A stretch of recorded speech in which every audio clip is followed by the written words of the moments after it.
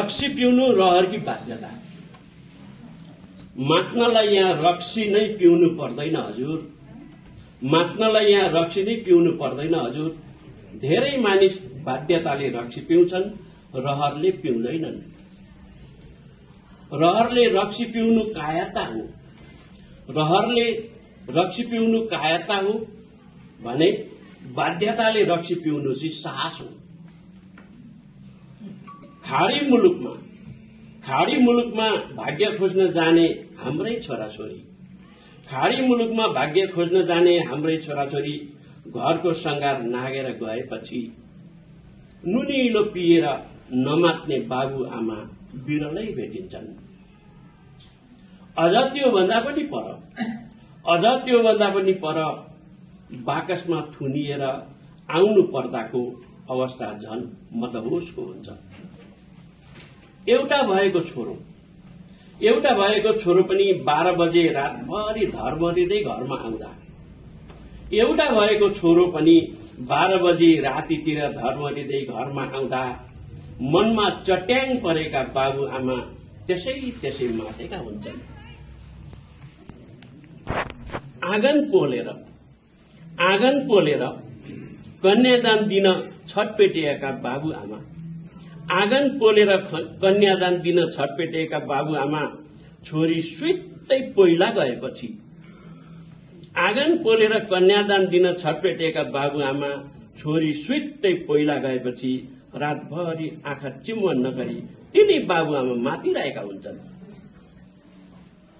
आधा रातमा धर खरिँदै बाटोमा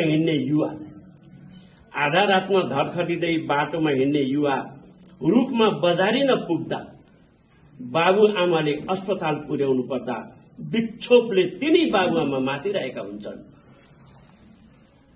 जनताको भोट नपाएर हारेपछि नुनिलो रक्सी पिएर मातेको नेता जनतालाई नै गाली गरिरहेको हुन्छ, ऊ मातिरहेको हुन्छ। परिश्रमको गुलेली हानेर अर्काको घरमा पोचा लाउन विदेशिएका हाम्रा छोरी चेलीहरू अडमरो जिन्दगी नाप्दै त्यहाँ पनि मातिरहेका हुन्छन्। रगत होइन पसिना बगाएर पैसा कमाउन गएको छोरो सपनाको सुटकेस रित्तै लिएर घरमा फर्किँदा बाबु आमा के मातेका हुँदैनन् र?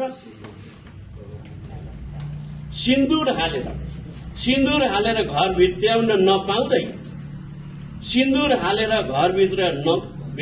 नपाउँदै बम र बारुदसँग जवानी साटेका युवाहरू, सिन्दूर हालेर घर भित्राउन नपाउँदै बम र बारुदसँग जवानी साटेका युवाहरू त्यही बाकसमा बन्द भएर घरमा आइपुग्दा सिन्दूर पुछेकी र चुरा फुटेकी विधवा जिन्दगीभरि मातेर रोइरहेकी हुन्छे।